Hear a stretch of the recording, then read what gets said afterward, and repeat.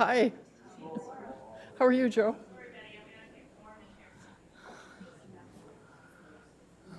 Hi.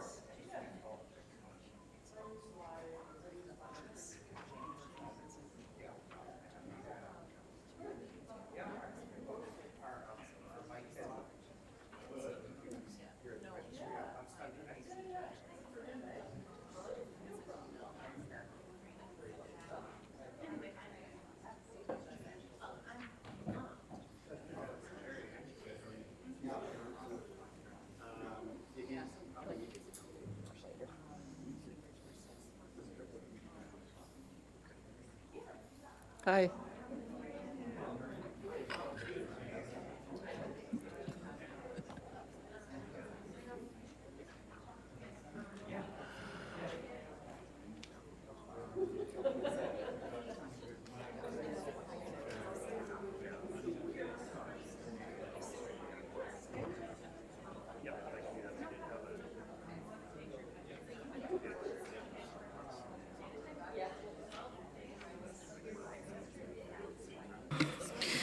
Can I ask everyone to take their seats, please?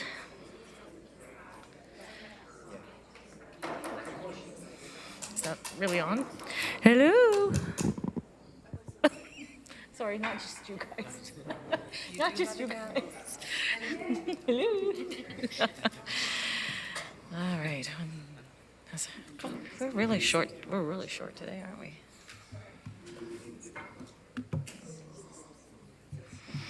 Do we even have quorum, Terry?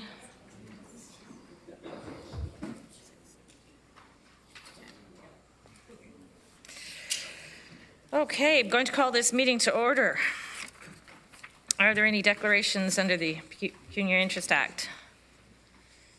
Seeing none, we'll proceed with the first delegation. I'd like to introduce Betty Ann Keller of the Waterloo Regional Arts Fund. Thank you. Chair Redmond, Chair Jowett, members of council, ladies and gentlemen. On behalf of the Arts Fund Board, I'm pleased to report to you today on our activities from 2018 and to provide a look ahead at some of our plans for this year. Human creativity is at the core of our humanity, and for that reason, a community that encourages artists and the arts is a healthy, prosperous community that reflects in a unique way how Waterloo Region is different from all other cities. Funding the arts just makes sense in every way. As an affirmation of the social benefit of the arts, I'm quoting Dr. Brian Smale, the director of the Canadian Index of Wellbeing. We are so fortunate to have this nationally focused research organization based here in Waterloo Region. Dr. Smale provided this endorsement of the work being done by the Arts Fund Board with funds provided by the region of Waterloo. However, in addition to well-being, we know that the arts activities in Waterloo Region support the economic transformation underway here. The arts programming provided as part of the upcoming True North event is proof that the arts add value to the efforts of Communitech and others who are driving the economic development agenda forward. Social benefits and economic benefits. Volunteerism is at the heart of the success of the Arts Fund. The Arts Fund Board is of the community for the community. The Arts Fund belongs to the community, and the board serves the community by making funding decisions for organizations and individuals. One of the key attributes of board members is their generosity of spirit when deliberating on the many requests that we receive. All of the board members are experts in their area of arts activities, but they are able to see beyond their own specialty when reviewing applications and making granting decisions. As we talk to others in the arts community about service on the board, we encourage art makers to consider joining us in this work. 2 ongoing activities have been very helpful in inviting people to know more about how the board operates. The public open houses are a great way to engage one-on-one. Also, the artist-at-large advisory role is a good way to mix things up around the board table, but it's also a good way for people to try out a time of service on the board to decide whether they wish to become an elected board member. During my time on the board, we've had 7 community members in this role. 2 recent examples of the Artist-at-Large advisor role are Monica Braun and Tom Vogel, both of Cambridge. They have participated in our spring grant process. Most importantly this year, we have decided that after 16 years of granting operations, the board will meet for a day-long retreat, the first time this has happened in 17 years of the grant's history, to evaluate our history and the impact of our funding on the community and to assess what changes are required to remain effective for the future. Waterloo Region is in a time of transformation, and we are too.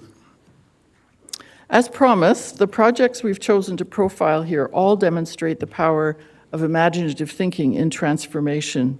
The Arts Fund truly supports all forms of art making. A few of our achievements from 2018. The Arts Fund Board took the lead to organize a full-day funding forum for our community. This was a year ago in June. Our purpose was to move the bar in our community for the awareness level of all funding sources and the skills needed to access funding here and beyond our region. In partnership with staff at Waterloo, Kitchener, Cambridge, and the region, we were able to bring together local art makers with representatives from the Ontario Arts Council, Canada Council, Trillium, and Canadian Heritage. Many thanks are due to Vice Chair Adele Dabkowski and staff from the cities and the region for making this day such a success. Kitchener Public Library provided the facility, and the spirit of cooperation and collaboration for the greater good was truly inspiring. Registration was free to participants, and we were fully subscribed at 100 people. Board volunteers, with support from Helen Chimeri Russell, will continue to explore opportunities to build on this initial successful collaboration with the cities and to maximize the impact of what we began in June 2018. Today we made an announcement in the media that members of the Arts Fund Board have forged a relationship with directors of the Good Foundation, Inc. This is a family-based foundation which has provided over $6.5 million in funding since their inception in 1974. Over time, changes with the Good Foundation have resulted in a minimal presence for the family in Waterloo Region, which makes their granting here more difficult. President Jim Good reached out to us to propose an alliance, and we are so honored to receive this major gift to the Arts Fund to grant to the arts organizations on their behalf. The Foundation's vote of confidence in the Arts Fund is an affirmation of our process, and we could not be more pleased. Beginning with the fall 2019 granting cycle, this is the start of a 2-year pilot project for the Arts Fund's relationship with the Good Foundation. A second donation is expected next year. In an ongoing effort to make the Arts Fund's grants more accessible to all of Waterloo Region, one of the tasks we completed in 2018 was a rewrite of our funding guidelines. Our intention and our hope is to support the applicant at the beginning of their process to make the best possible case for funding for their project. Included in next steps are to revise the application forms and to review our process generally to optimize our transparency. Before I share a sampling of, it's hard to see those numbers, but before I share a sampling of funded projects, this slide provides a high-level overview of the numbers of applications and the total grants the Arts Fund has made over the past 2 years. And I understand that before the meeting, you were given a summary of some of the statistics that have been gathered over the 17 years of the fund's operation. I have 2 observations to make about this summary. First is the consistent gap between the requests we receive and what we're able to grant. This is not surprising, and we certainly expect this to continue. Also, I noticed that the number of applications we receive in each cycle has not changed very much over the years. This tells me that we need to do much better at reaching every corner of the region. When we report back next year, I hope to see that number increase, in spite of the additional pressure it will put on the board to make tough decisions on what to grant. Terry Plummer and other staff in the clerk's office keep a cumulative report on all the data back to 2003. And this is a file, as you know, that is rich in information as we make our future plans. Arts Fund's grants are, in fact, transformative, and these are a sample of some of the funds or some of the grants that we've made. The Arts Fund grant to the Jazz Room at its inception was truly transformative, and the proof lives on in Uptown Waterloo. This is a great example of how the Arts Fund can have an impact on community vitality. Erin received funding in the fall of 2014 for her project, which was a research trip to Western Mongolia, a $6,000 grant. Since then, she has grown her reputation and her following. This year, CBC profiled Erin's book in the spring preview of children's books to watch for. We think this is pretty cool. Impact 19 Theatre Festival is coming in September. Although the Arts Fund has not provided a grant directly to the festival, it's interesting to note that the Arts Fund did grant to 4 of the local plays proposed to be staged as part of the festival this year. The next 2 slides have the 4 plays outlined. The 4 theatre workshop or development grants I'm noting here are great examples of how the Arts Fund supports the entrepreneurial aspect of arts development. It takes time and talent to make something a success, and the fact that these 4 have been selected for this prestigious theatre festival, at least so far, is a good way to illustrate how this works. To summarize this section, I also want to mention that we are aware of the changes in funding for many of the social programs from the province of Ontario. These events emphasize the importance of startup and local funding for the creatives who live here in Waterloo Region. Jojo Worthington is a great example of how the Arts Fund can contribute effectively to an individual local musician's career trajectory. In 2018, the Arts Fund provided $5,000 to support the production of a music video for this artist. However, her name also comes up in other applications from festival organizers and events as she builds her profile locally and beyond. Many of the applications we receive are from individual artists who just need a startup-style grant to help them on a strong career track. Our focus on artistic quality in our adjudication process means that we have an advocacy role to play in the community as well. Festivals and film are 2 categories for which we receive many requests. In 2018, we provided a $4,000 grant to the Rainbow Reels Film Festival to support the fees for artists who participate in the festival. We're beginning to see a trend to artists who use their art to raise consciousness for environmental concerns. This example from Wellesley artist Jackie Partridge is a good one. Her grant of $2,500 helped her to create and publish a book of photographs and poetry entitled Patched, with an environmental theme celebrating trees. One of the new festivals we supported in 2018 was the Hold the Line Festival. This group's goal is to raise awareness of the value of the green spaces between our communities in Waterloo Region. The $10,000 grant was used to support the artistic costs of the festival in St. Agatha in Wilmot Township. We receive many applications and more all the time each cycle for filmmaking, and this is definitely a growing area of creative interest in Waterloo Region. We granted $8,000 to support the production of a documentary film entitled Operation Lights Out on the topic of Can Air Relief's assistance during the Nigerian Civil War. Most applications are from young men, and we were pleased to see this request from a woman filmmaker living here in Waterloo Region with her family. Public art is a frequent topic of controversy, but it also contributes significantly to our community identity in Waterloo Region. The Arts Fund granted $10,000 for a documentary film on the topic of public art in Waterloo Region. And Tom and Paul prepared a little 1.5-minute film to get a taste of this.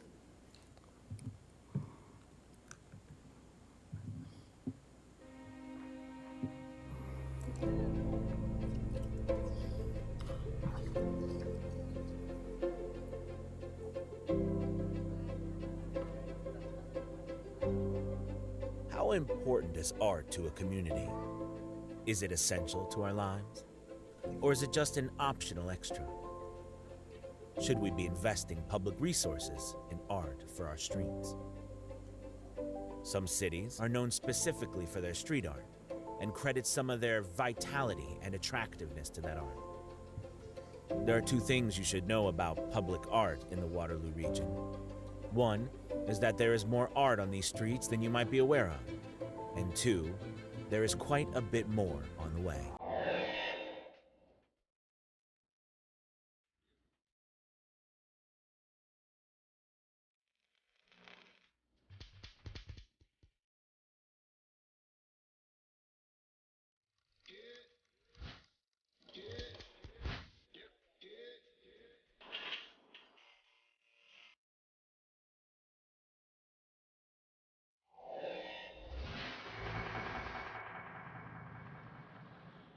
In 2019, Waterloo Region celebrated the opening of a brand new state-of-the-art light rail transit system.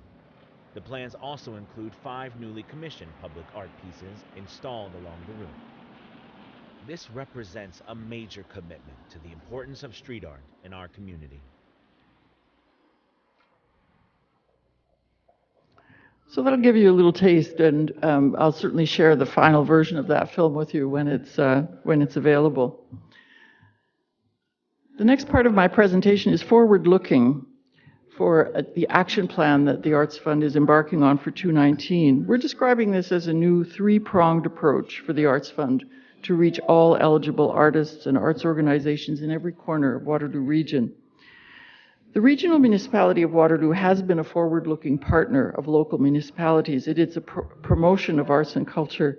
Since its inception in 2002, the Arts Fund has supported over 600 artist-led projects, contributing to the vitality of the arts and culture sector in the region's 7 municipalities. As strategic initiatives such as the ION increasingly connect all parts of Waterloo Region, the Arts Fund is committed to aligning fully with Waterloo Region priorities to further regional connectivity by renewing the accessibility and transparency of its granting program. It is essential that all eligible residents in Waterloo Region benefit from the Arts Fund.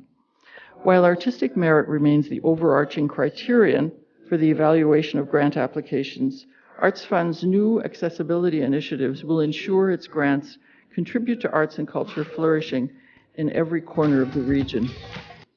At a recent meeting of the Arts Fund Board, we discussed and approved the following initiatives for reaching all corners of the region.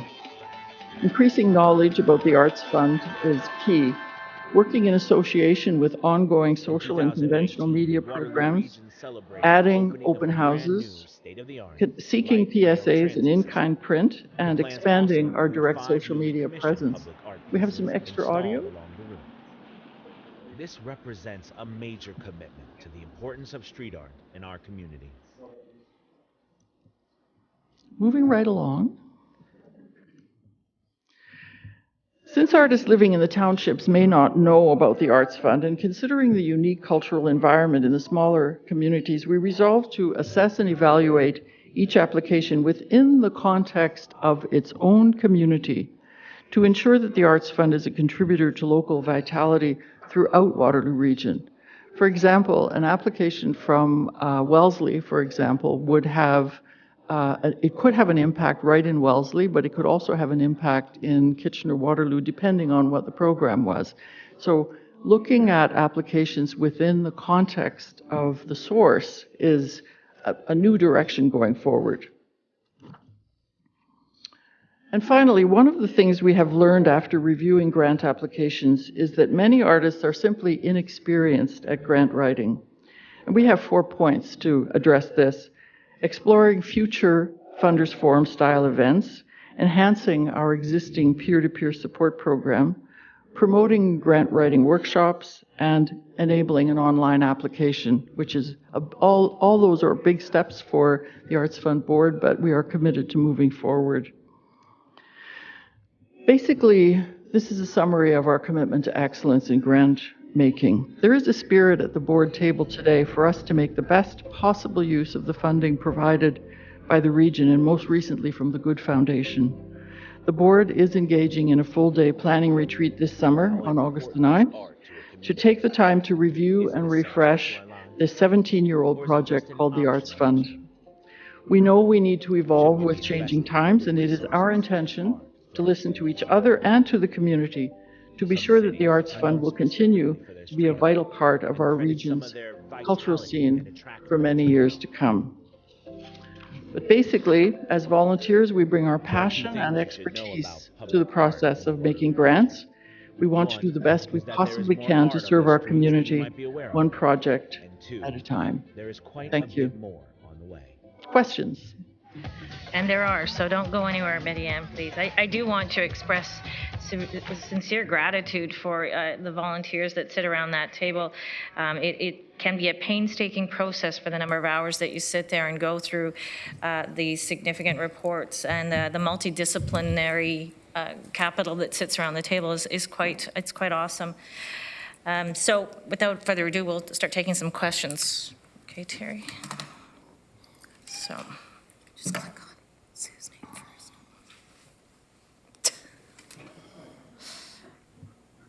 Font -8. Sue. Oh, thank you, and through the chair, I want to commend you for allowing some grants go to the townships. It wasn't just 3 years ago that township people came to the committee, spent the whole day, put in their application, and you wouldn't accept their applications because they were from the township. My people were turned away. And so you have this reputation, I'm sorry, of being rejected by the townships, and they no longer come to you, which is sad. I see that the percentages have changed. A few years back, there was a lot of zeros there in applications given out to other townships. And at that time, I recommended to Chair Sealing at the time and to this committee that possibly the funding should be done per capita. Thank you. Through you, Madam Chair, I'd like to reference 2 grants that we made recently, and I have to think that it's credit to your council, Mayor Foxton, that you drew the attention of a couple of groups in your community to the opportunity at the fund. And in the fall of 2018, we did provide 2 grants, one to the Air Paris Band for $4,200 for a Christmas CD, and to the Air Dumfries Pipe Band, $7,000 for a startup to create a cultural hub. And these 2 grants are a great example of what I mean when we say that applications need to be assessed within the context of their own community. These 2 projects are an excellent example of how the Arts Fund can enhance the life right on the ground in North Dumfries. And our big challenge is front-ending and getting the applications in. I honestly don't know the answer to whether an application was rejected or whether it was simply not eligible. That would be before my time probably. But certainly it's a new day at the Arts Fund. And I was very happy to come and make a presentation to your council, and I'm certainly prepared to do that to any of the other Woolwich, any of the other townships, if you would find it useful for promoting this within your own communities. You're the best advocates for the Arts Fund that we have. So, Sue, you want to respond to that? Just really quickly, one of the ones that you turned away was we had 100 youth fiddlers from Air Scotland come over and perform with the pipe band and with the Air Paris Band. And it was amazing. And they asked for some funding from your group, and you turned them down. It was one of the applications you wouldn't see. And so the township ended up funding it. But we're already contributing to the Arts Fund, so we would like to see, and I'm glad to say that you did do 2 grants this year, and I'm thankful. Okay, we're on our way. Tom. Well, thank you, Madam Chair. Betty Ann, thanks as well to you and for providing the leadership to the Arts Fund as well as the other members. It's certainly been a real success story that the region has in terms of starting this fund a number of years ago and the great work it's done. A couple of questions. So I'm looking at the geographic breakdown that you referenced. And I'm just curious as to what causes a project to be listed under any one of the municipalities. Is it the address of the applicant? Yes. It's the address of the applicant, Yes. even though the event or the project could go across That's correct. municipal boundaries, because I'm really wondering what the benefit of having this breakdown is when you know, the benefits of these projects don't stop at any border, obviously. I mean, there may be a project that is specific to one of the municipalities and an event or something, but for the most part, these projects have impact, well, even beyond Waterloo region in many cases. So is this just an attempt to try to keep track by address of the applicant? It's a tool for tracking what our reach is like, quite frankly. And yes, we know, for example, that the Hold the Line Festival is a good example. The applicants for that project actually live either in Kitchener or Waterloo, I can't remember, but their focus is the townships, and therefore it doesn't read as a township project on our tracking, but we know that it has that impact. Well, that's actually the example I wanted to use, because Hold the Line Festival is a Waterloo region. I mean, it comes out of our growth management strategy. It's urban, it's rural, it's everything. It does take place. I was there last year in a township setting. The applicants are urban. I mean, it's just a great combination of demographics, really, for that particular event. But then if you attribute that in this breakdown to Kitchener, it really is not. Exactly. You know, Exactly. And I appreciate that, you know, that's what it is, as long as people understand that. So the Good Foundation, that's really exciting. We think so. To have another source of revenue. Did that come with any conditions in terms of particular, you know, they want it for visual arts, they want it for, you know, a specific type of art project, or is it up to the Arts Fund to determine? A small correction. It's not actually new funding for our community, because the Good Foundation has been granting in Waterloo region for many years. Right. However, what it is a new responsibility for the Arts Fund Sure. to continue that granting legacy. And to answer the second part of your question, there is no restriction on the funding at all, except that under their mandate, they fund only to organizations, and we fund to both organizations and individuals. So Yeah. for this fall and for next year in the spring and fall, this is, I would say, a pilot project for the relationship that we have with the Good Foundation, and they have a lot of faith in our adjudication process. In fact, we have a more stringent adjudication process than they do. Yeah, and I wanted to explore that a little bit too in a different context, but just before we get off the Good Foundation, so is it possible that an applicant could get X from the Good Foundation through the Arts Fund and some other money from the Arts Fund, or is it likely just to be considered No.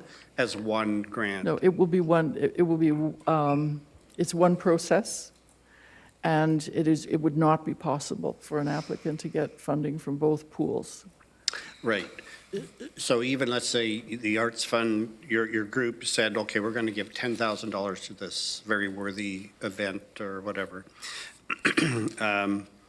We'll take $5,000 from the Good Foundation, $5,000 from other revenue, or is it going to be? I would say, going to be calculated that way or not? No, I would say that it's not a restriction, actually, it's more like a desire that the grants we make on behalf of the Good Foundation, the family would like to see them recognized as funded by the Region of Waterloo Arts Fund with funding from the Good Foundation. So all of the grants that go to worthy organizations through this project now will be separated out. Separated. Yeah. So Okay.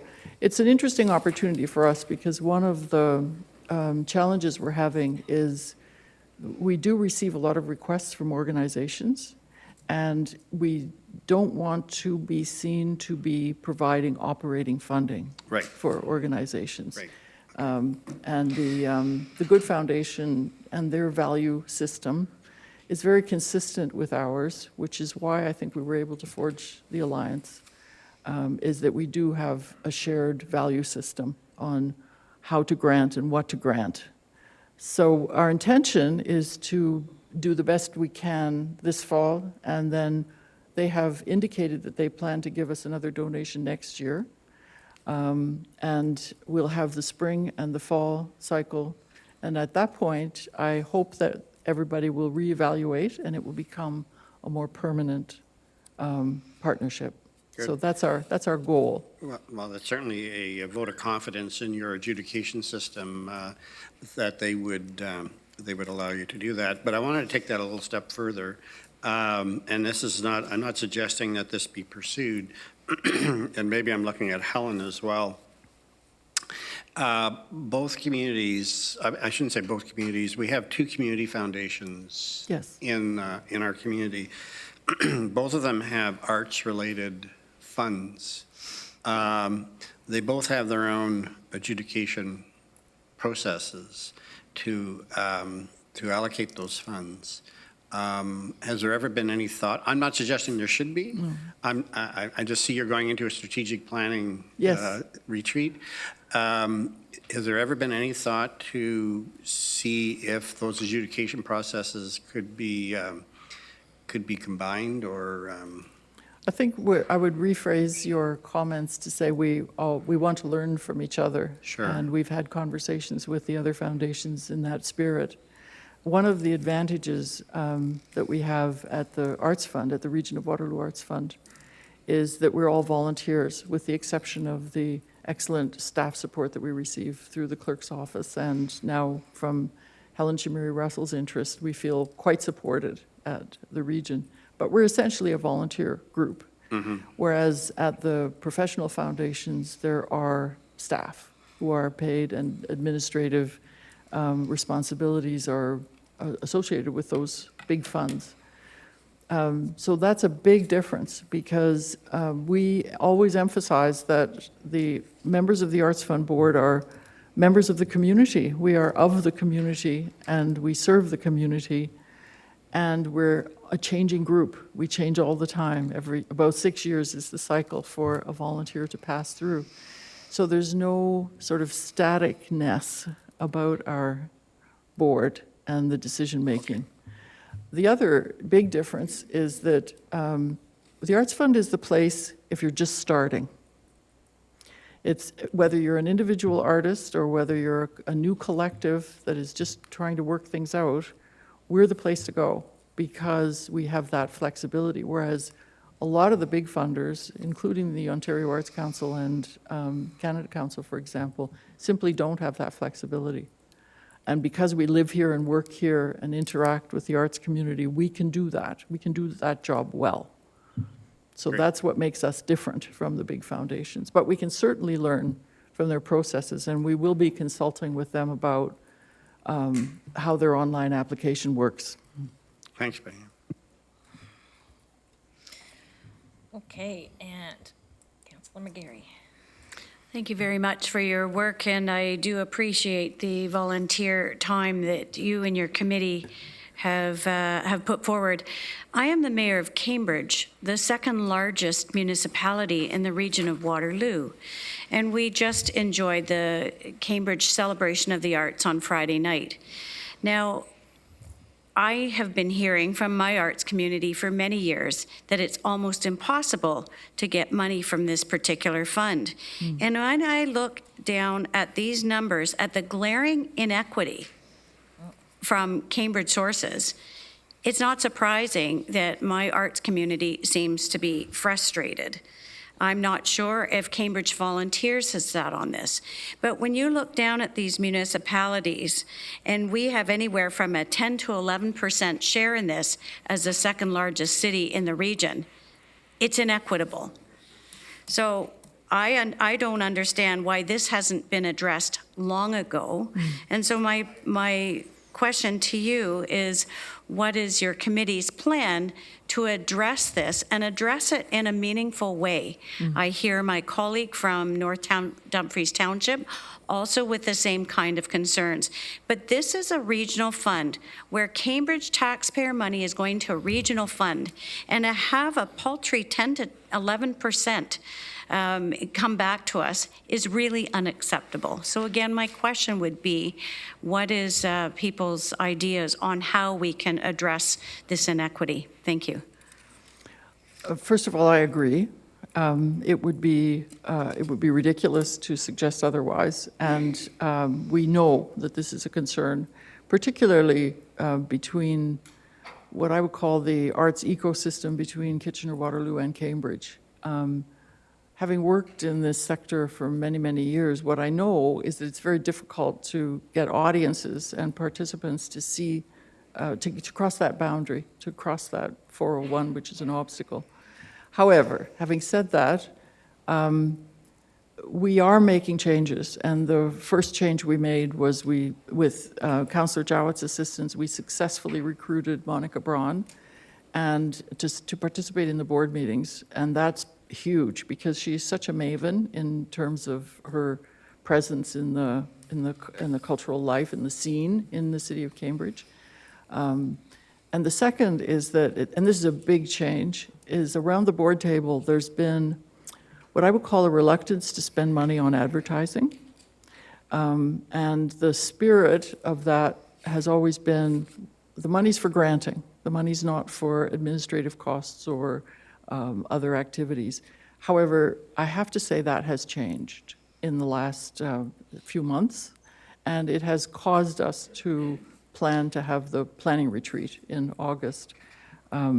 We know that we need to start spending money on advertising at some level, whether it's, these are decisions yet to be made, but whether it's a monthly stipend for a social media specialist, or whether it's simply posters instead of the postcards, or whether it's more formal presentations in the city of Cambridge to encourage the front end. First of all, to encourage the front end and getting more applications in from all, not just Cambridge, but also all the townships as well.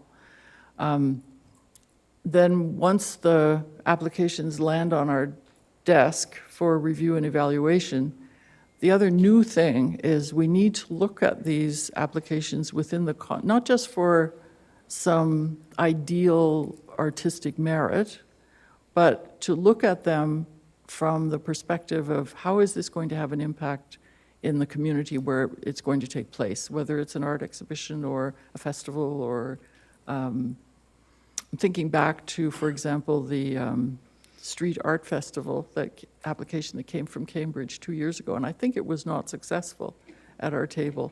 But in the context of the way the board is thinking now, I would say it would be, because there's a change in our perception of how the Arts Fund fits into the funding ecosystem across the board. What is the relationship between the individual artist to the audiences via organizations and events, right? And we, the Arts Fund, fit into that relationship at several points along the way. So those are the kinds of responses I have for you today. And if you remind yourself of our plans for a renewed communication strategy, that reflects the desire that we have to do better at reaching both Cambridge and the townships for intake at the front end. Does that answer your question? Somewhat. I will wait and judge next year as to what this looks like. But I need to say again, the outreach to areas who have given up trying to reach this fund is going to have to be significant in order to try and let others know in the community that the philosophy and the way that the applications or potential applications are being addressed will help. Certainly, I believe the outreach on how to write the application and the fact that it's open is helpful. But I can tell you, having just spent the evening with a lot of our artists in Cambridge on Friday night, this goes back many years where they tried and failed to get money from this fund. So I will hope with the new process, I will help support you in that, help to set up some of the outreach meetings that may be of assistance, and try and change this pattern for the future. As I said, this is a glaring inequity in our system. Thank you. We would be very grateful for that support from elected officials. Thank you. Chair Redmond. Thank you, Madam Chair. I really want to thank you for the presentation, Betty Ann. And it's always been my observation, especially in government or quasi-government, that you measure what you value and you change what you measure. So I appreciate that this is a starting point, that we now have a clearer picture of what the grants have been over the past few years. I sat on the Arts Council, the last council round as well, and I have to tell you, we had outstanding representation from Cambridge when it came to subject specialists. So there has been participation, and I'm not going to argue with the numbers. I think the undertaking of the Arts Fund as a board to have intentionality for the outreach is really, really important, because it does matter. I was really pleased to see Impact 19 Festival. You and Adele and I were at the launch, and I was really pleased that you underscored those 4 projects that have in the past received development money from the Arts Fund to go forward. They seem like wonderful projects, and although it wasn't acknowledged at the Impact 19 launch, it was very appropriate that we were there representing the Arts Fund, because a lot of those projects would have not come into existence if it hadn't been with the support. We very often, we're project oriented, and very often it's that initial stage, giving that leg up to a new artist or a new group. So really commend you for that. And just to say that I look forward to the retreat, and I would invite all of the councilors around the table that if you know of artists or arts groups where this could be pushed out in this information, we certainly have open ears. Thank you. Thank you. Councillor Foxton. Just for clarification, Councillor Galloway brought up a good point. Was the funding, was the Hold the Line, was that put under Wilmot, or was it put under Kitchener? I'd have to look back at my records. We're showing it as an event that took place in the townships, obviously. So then it's on here, it is under Wilmot, not Kitchener? No, it's not? Which is it? Let's see what she says. What we're referring to is how we organize our data. And with the able assistance of staff in the clerk's office, they input data after every intake based on the applicant's address. So my suggestion was that the applicant for that project may have lived in Kitchener or Waterloo, but the event itself took place in... So our data here where it says that Wellesley got a 0.7, that wasn't that then? It wasn't Hold the Line? No. Okay, just wanted to get, thank you. As a matter of fact, that data just goes to 218. Okay, we just wanted to confirm, thank you.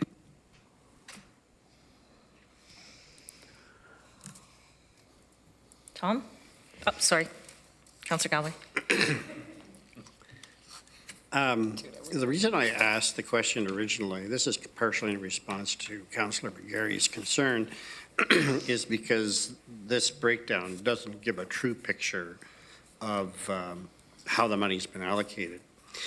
But I would point out to those who would take a close look at this that the rate of success in those monies that have been requested is proportionate to the monies that have been awarded. So, for instance, Cambridge asked for 11.7%. They received 10.6. Kitchener asked for 50.9. It received 51.1. So, in fact, the the amounts awarded are proportionate to the amounts requested. So the problem doesn't seem so much, to me at least, on the surface. So the rate of rejection is also the same. So the rate of acceptance is the same, the rate of rejection is the same. So just as many Kitchener projects get rejected as does Cambridge on a proportional basis. So I think we have to be very careful as to jumping to any conclusions. I think what you can conclude, however, is that the rate of requests are, on a per capita basis, are lower in some areas. And that that may reflect on some key figures in the communities, in those communities that got rejected and then, word of mouth or whatever. But actually, it has been fairly fair, the amount of awards compared to the amounts requested. But clearly, there needs to be more requests from certain elements of the community. I would note that having been on the Waterloo Region Heritage Foundation for 25 years now, our rate of requests from Cambridge and North Dumfries is like 3 times the rate of requests from any other community. And that's fine with me. So it's where it's needed. So I think we have to be a little bit careful as to the drawing any conclusions. What needs to be done, and maybe what the strategic planning exercise can do, is how to even out the requests. But the rate of acceptance seems to be in line with the rate of requests. Okay, thank you for that, Councillor Galway. I should also suggest, too, that we know that we have a communication challenge there, and certainly we've been dealing with some previous historical branding of the KW Arts Foundation, which this is not the same thing as anymore, so it did grow into a regional arts fund. I took 20 cards down to Cambridge's Art Festival, and so I just gave one to one artist, and I said, I'm trying to give these to some artists just because Terry happened to have 20 cards left. And I was surprised that every time I was pointed to another artist and I gave them the card, they hadn't heard of the ability to tap into these funds. I was kind of surprised. So those were just the people that I met. Mayor McGarry's chief of staff, Andrew, took an electronic version from Terry and is going to start pushing that out as much as possible as well. So these are the easy and least investment things we can do as elected officials, is get the word out there as inexpensively as possible. But I think the strategic plan will also maybe unlock some ideas about communicating awareness. This is you're exactly right. I mean, it's a communication thing, I think, more than anything, and raising awareness. So, okay, so do we receive this information now, or we just? Okay, all right. So thank you very much, Betty Ann, for coming in today. I appreciate your report, and certainly I think everybody else here appreciated it as well. My pleasure, thank you.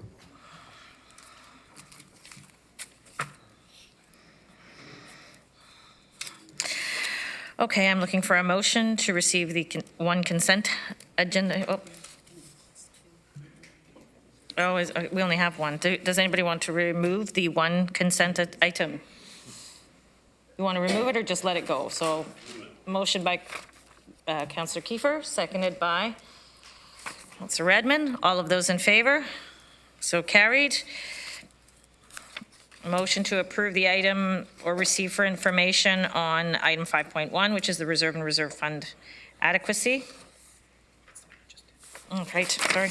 Oh, sorry, we're on to the next one. Regular items here. Update on the provincial funding announcement for information. Can I have a motion to receive that? We don't even need that. Okay, we do it. Okay. And then we're on to the budget process. Question? Okay, Elizabeth, hang on. Sorry. Councillor Clark. Thank you. I actually have quite a few questions on the provincial funding, and I think they're all just technical ones. So if any staff would like to jump up and answer them. With regards to the senior services, what are the high wage transition funds and what are preferred accommodations costs? Those are not, I don't know what those funds are.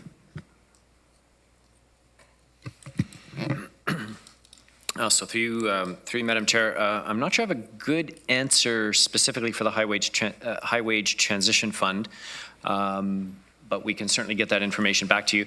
The preferred accommodation basically refers to the premium that's paid for a private room versus a shared room. Okay. Thought that might be the case.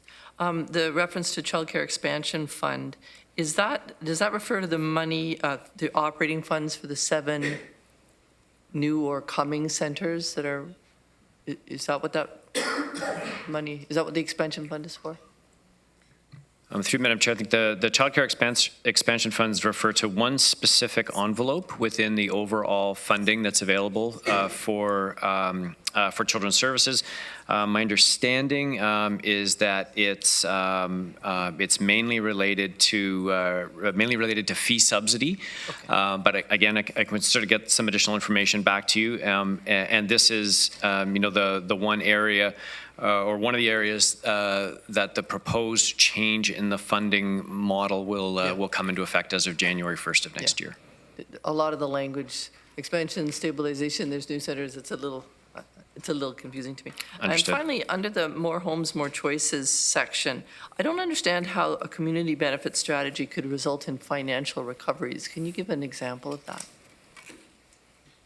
Well, through Madam Chair, so the Bill 108, which received royal assent back on June 6th, amends the Planning Act to put in place a new community benefits authority, I'll call it, and will allow municipalities to put in place a community benefits charge. And so certain services that were formerly eligible to be funded under the Development Charges Act, those services will at some point be removed from the Act. Those provisions of Bill 108 have yet to come into force. But once they do come into force, then as we understand it, there will be a separate authority, regime, framework put in place that will allow for the recovery, I'm going to say, of some undetermined amount of capital costs related to those services. So it will be a charge that will be levied, I believe, at the time a building permit is issued, and it will be based on a prescribed percentage of the value of the land before it is developed. Okay. So I'd understood that with a community benefit strategy, a municipality could say, if you want to do this, you have to build a park. But this is, as an example, but this is saying we can also actually levy a financial charge. Yes, and you're correct. A municipality would have to first pass a community benefits strategy, and part of that strategy would be determining which services it wishes to recover for in the form of a community benefits charge. Okay. So affordable housing. Again, through you, Madam Chair, I would say it'll be subject to seeing a draft regulation, which we understand is being worked on right now. It's not entirely clear at this point what services will be considered eligible. That being said, housing has been considered an eligible soft service under the DCA right now, so it's possible, maybe even likely, that it's one of the services that could be included in a community benefits charge framework. Okay. Thank you. Thank you for that, Craig. All right, so I'm looking to have the recommendation motion come forward. To Councillor Foxton, seconded by Councillor Kiefer. All those in favor?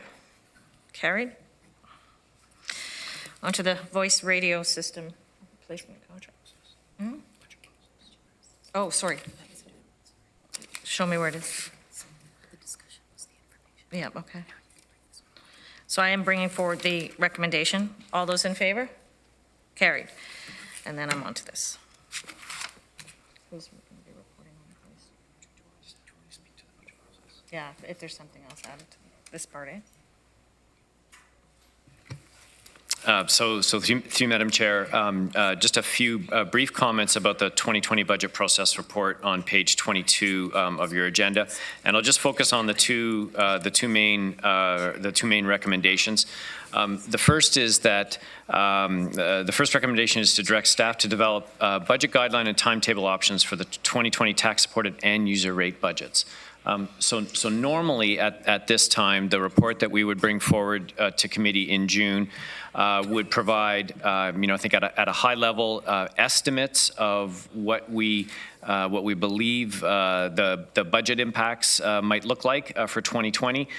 Given the significant amount of uncertainty at this point relating to the 2020 budget, we didn't feel we were in a position to bring forward that level of estimates for today.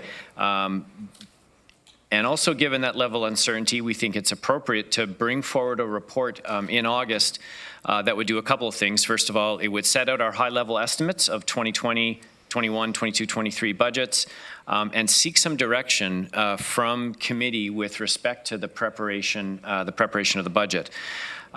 We know, for example, from the previous report that the provincial funding impacts are expected to be in the $8 to $10 million range for 2020, with further impacts expected as we head into 2021 and 2022.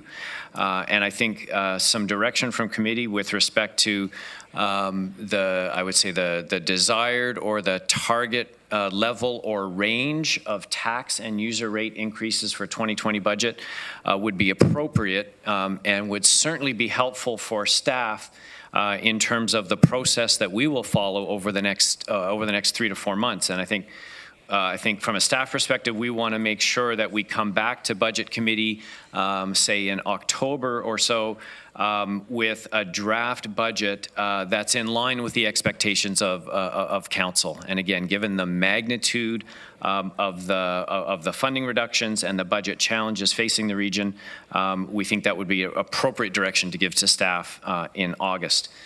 The second recommendation relates to some specific 2019 budget issue papers, which are described in Appendix B.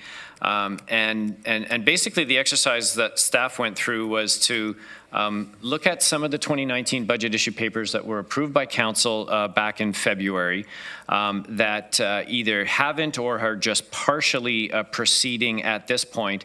And basically we wanted to look for some I would say opportunities to not make the 2020 budget challenge even more challenging. Thank you.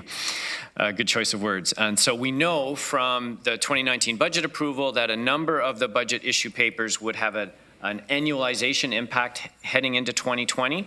It's fairly significant, and we were looking for some opportunities to perhaps hold back, defer, delay the implementation of certain issue papers. So on page 44 of your agenda, in Appendix D, we've listed a number of staff positions within corporate services, within transportation and environmental services, that we're basically saying we should put a hold on at this point.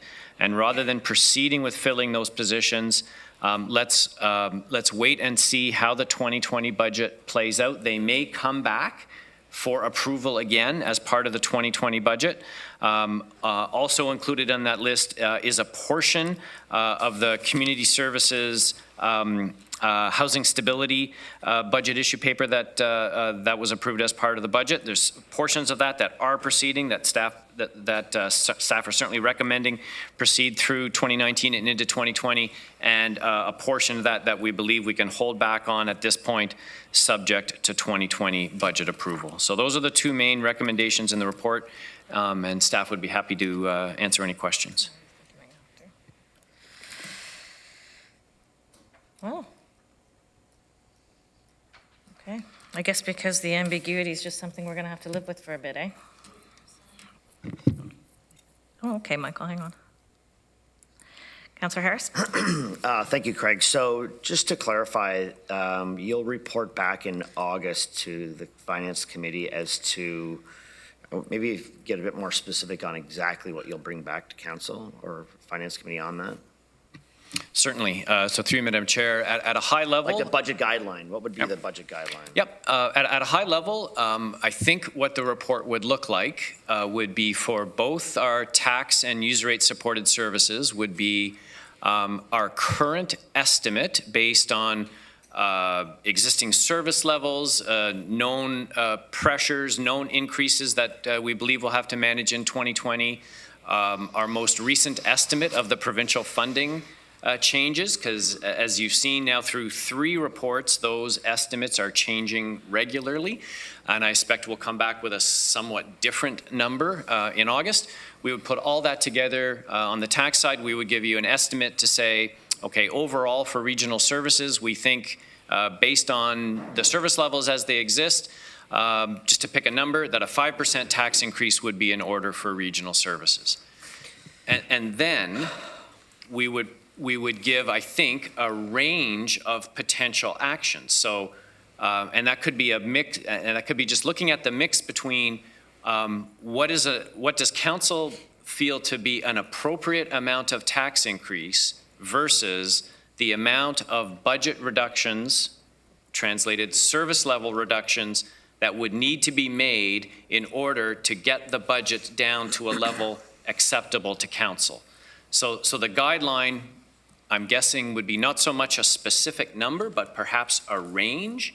And what we'd be looking for from committee is here is either a number or a range of targeted tax and user rate increases for the 2020 budget.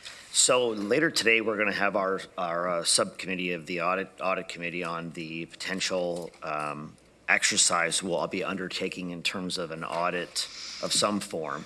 How would you see that playing into perhaps staff's work? I mean, we've got a August 13th date. I think there's a deadline of November.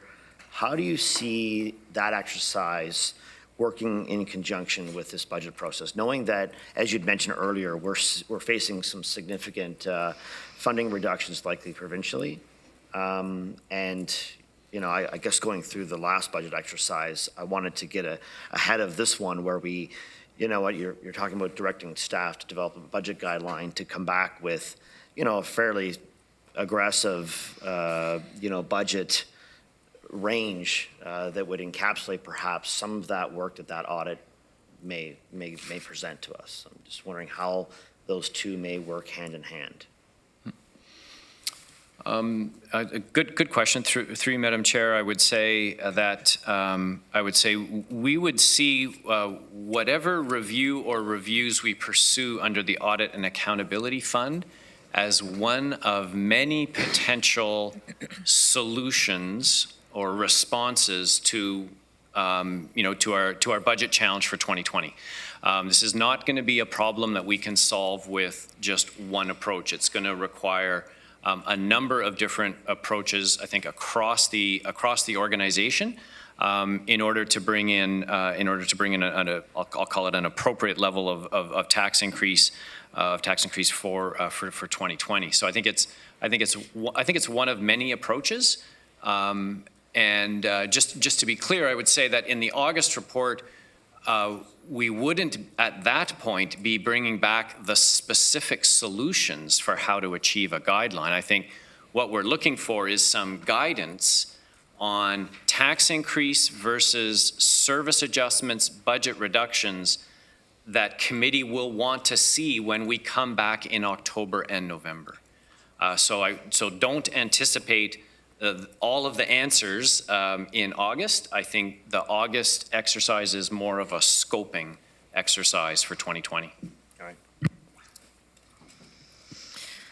All right. Councillor Redmond.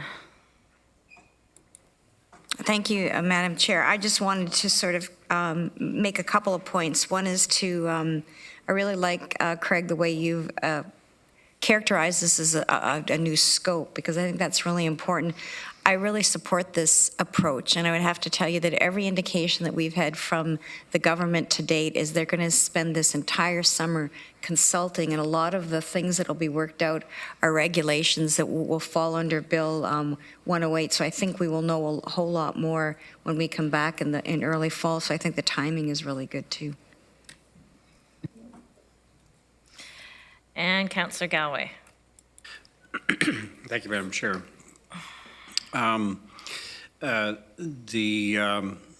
The quantum will be firmed up, I suppose, at some point in time. It may not be, it might be later than sooner in terms of what we have to look at. But I think we do have to look at this as a multi-pronged approach to deal with it. But the main point I wanted to make is that we should be looking, or staff, I would ask staff to look at a multi-year approach, at least a multi-year option to deal with whatever shortfall we have. So we've done this in the past, and we've used the Tax Stabilization Fund as a for soft landing. It has to be sustainable. And, but we don't necessarily have to deal with this crisis in 2020 entirely.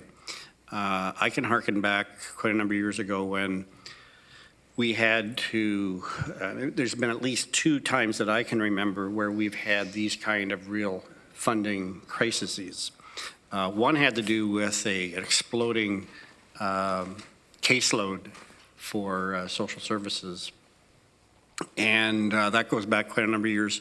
And we actually used the Roads Capital Program to soften that blow. Now, you had to sacrifice some things there. And that's one of the reasons why we have that Roads Capital program that comes, the first call on any surplus is to repay that over a period of time. In fact, we've repaid it and we've gone further because there were needs there. There's a number of ways to deal with this. None of them pleasant, of course, but I think we need to look at the possibility of multi-year solutions, and I'm sure staff will be looking at that, and that'll be part, I'm sure, of the Audit and Accountability Committee as well that I'm involved in. So it's not good, but you know there are some ways that we can soften this, but it'll be over time.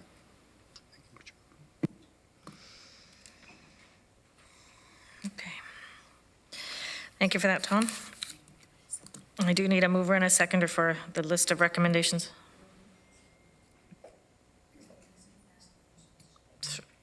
So we'll go with all those in favor then, Terry? Okay, all those in favor? Thank you. Carried? Who's speaking on the voice? Okay. All right, so we're on to the voice radio system replacement contract amendments.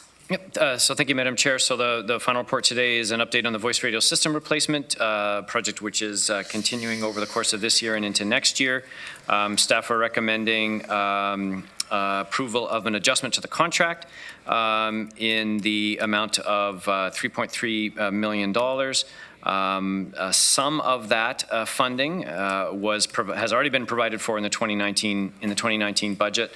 Some of it will be recovered from third parties, and the additional amount that will be required will be included in the draft 2020 capital program.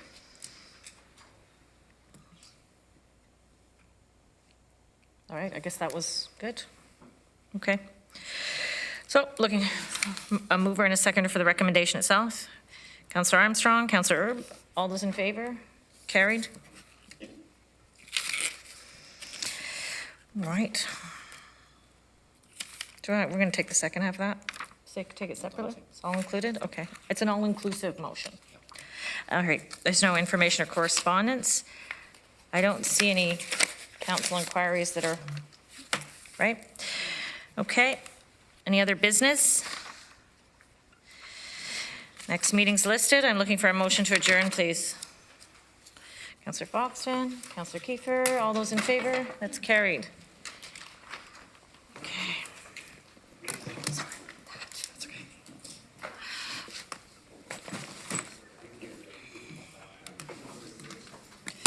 Thanks, Terry.